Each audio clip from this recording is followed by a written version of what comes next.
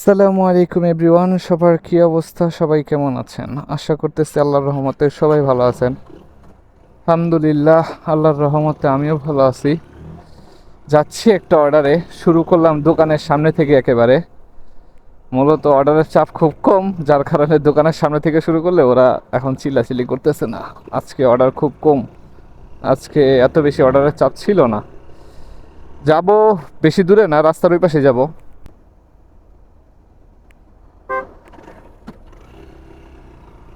ধৈর্য সহ্য নাই, মানে যেই একটু সিগন্যালটা ওপেন হয়েছে পিছন থেকে হর্ন দেওয়া শুরু করে দিছে।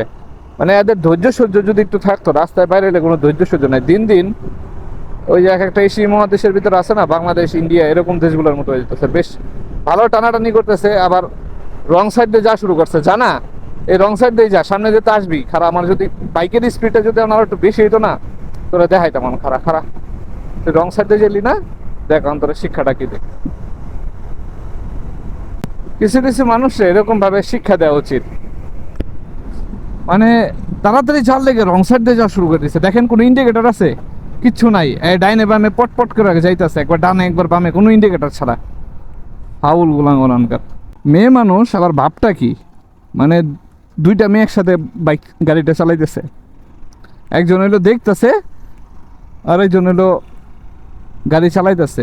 ওর ভাবটা দেখলে অন্যরকম। ফাউল গুলাঙ্গনানকার। কালকে একটা ভিডিও করছিলাম এই লাইসেন্সের এইটা নিয়ে। খুব খুব রাফভাবে এই গাড়িটা চালাইতেছে। বাংলাদেশে এইটা তো তাও নর্মালি চলতেছে রাফভাবে। আমার ভাইয়া গেছে বাংলাদেশে রিসেন্টলি, ভাইয়া বলতেছে যে বাংলাদেশের যে অবস্থা, আমার মনে হয় তুই প্রথম আসলে ভয় পাবি। তেমন করলাম, কেন ভয় পাবো কেন? বলতেছে কারণ আমি সেনজিতে বসা আছিলাম, উনি আবার একটু হসপিটালে গেছিলো ডক্টর দেখাইতে। আমি এর আগের ভিডিওতে বলছিলাম যে আমার ভাইয়া একটু অসুস্থ, এর জন্য বাংলাদেশে গেছে। তো উনি গেছে ডক্টর দেখাইতে, ডক্টর দেখা হয়তো বা কোথাও যাইতেছিল সেনজিতে করে। তো এই সেনজিতে যাওয়ার সময় মানে ভাইয়া কইতেছে যে এরকমভাবে গাড়িগুলো একবারে মানে গায়ের সাথে গা ঘেঁষায় চলতেছে। মনে হইতেছে যে এই যে লাগাই দিল, এই যে বাড়ি লাগলো। যেরকম আমাদের এখানে কিন্তু একটা গ্যাপ আছে, যেরকম একটা গাড়ি থেকে আরেকটা গাড়ি 3 মিটার মিনিমাম একটা গ্যাপ থাকে। মিনিমাম 3 মিটার দূরত্বে আপনার দাঁড়ানো লাগবে। তারপরে দুইটা গাড়ির ভিতরে পাশাপাশি বামে ডানের দিকে আবার 3 মিটারের মতো গ্যাপ থাকে। মানে রাস্তাটা এরকমভাবে বানানো হয়। এই দেখেন, এই জায়গাতে একটা গাড়ি গেলে আর একটা গাড়ি গেলে মিনিমাম, আমি তো বাইকের জন্য আমার 6 মিটার আছে, গাড়ি গেলে 3 মিটার। আর আমি যদি বাইক নিয়ে ওই পাশে যাই, তাহলে পুরো রাস্তাটাই মানে খোলা দেয়া, মানে খুইলা আছে, মানে পুরো রাস্তাটাতেই জায়গা আছে এরকম বোঝায়।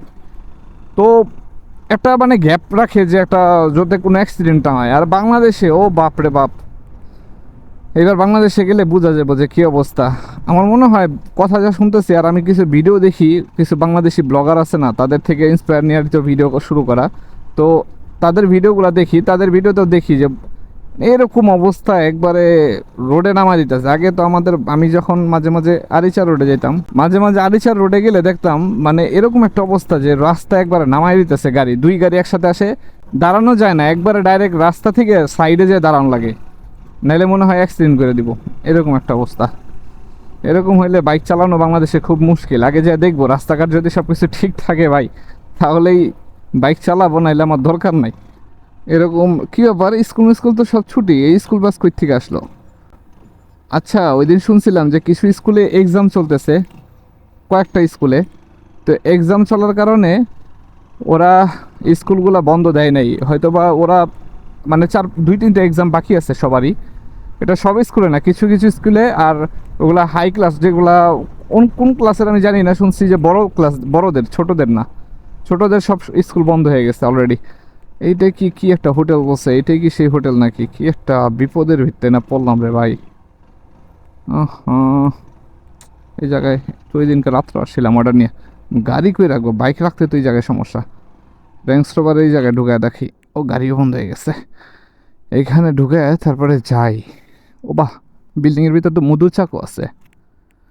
যাই অর্ডারটা দিয়ে আসি, আসার পরে কথা বলি। A few moments later. বাইরের দিক থেকে বিল্ডিংটার অবস্থা যত ভালোটা দেখা যেতেছে, চকচকা ঝকঝকা, ভিতরের দিকে তার চিত্রটা পুরোটাই ভিন্ন। মানে একটা অন্ধকার জগৎ, ভিতরে একটা অন্ধকার জগৎ। কিসের জন্য বললাম এটা, যারা বুঝতেছেন বুঝতেছেন, আর যারা বুঝতেছেন না বলে লাভ নাই। দেখা যায় যে অন্য সব বিল্ডিংগুলো যেরকম ফ্ল্যাট সিস্টেম, এই জায়গায় ছোট ছোট করে রুম বানায় রাখছে এক একটা। আমার এই জন্যই একটা সন্দেহ হয়েছে কী ব্যাপার, আমার 4 ফ্লোরে 11 রুম কীভাবে আসে, মানে আমার একটা মাথার ভিতরে ঢুকতেছিল না যে এটা তো বিল্ডিংটা দেখা গেছে, তো এটা বোধ হয় ছোটো ছোটো কোনো রুম না, ফ্ল্যাট সিস্টেম। তো ফ্ল্যাট হইলে সর্বোচ্চ 4টা ফ্ল্যাট হইব, তো এত রুম কীভাবে আসে?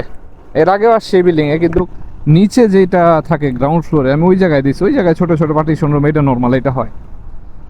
কিন্তু উপরে যাওয়া হয়নি। আজকে যখন উপরে গেছি তার চিত্রটা পুরোটাই ভিন্ন, মানে একটা খুবই বাজে ধরনের একটা বিল্ডিং।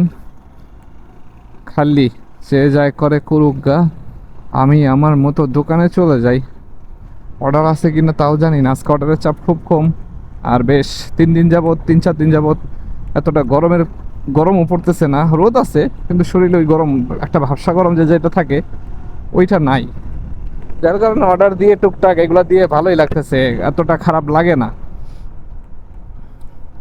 তখন যেটা বলছিলাম বাংলাদেশের কথা, যে আমার ভাইয়া আমারে বললো যে এরকম একটা অবস্থা, তুই বাংলাদেশে এলে তুই ভয় পাবি প্রথম। আর উনি আমার ভয়েস পাঠাইছিল, ভাই ভয়েসে এত হর্নের শব্দ, উনি বলে যে হর্নের শব্দে আর রাস্তাঘাটে যে সাউন্ড, এই সাউন্ডে আমার মনে হইতেছে আমার মাথাটা ব্যথা করতেছে আরও বেশি।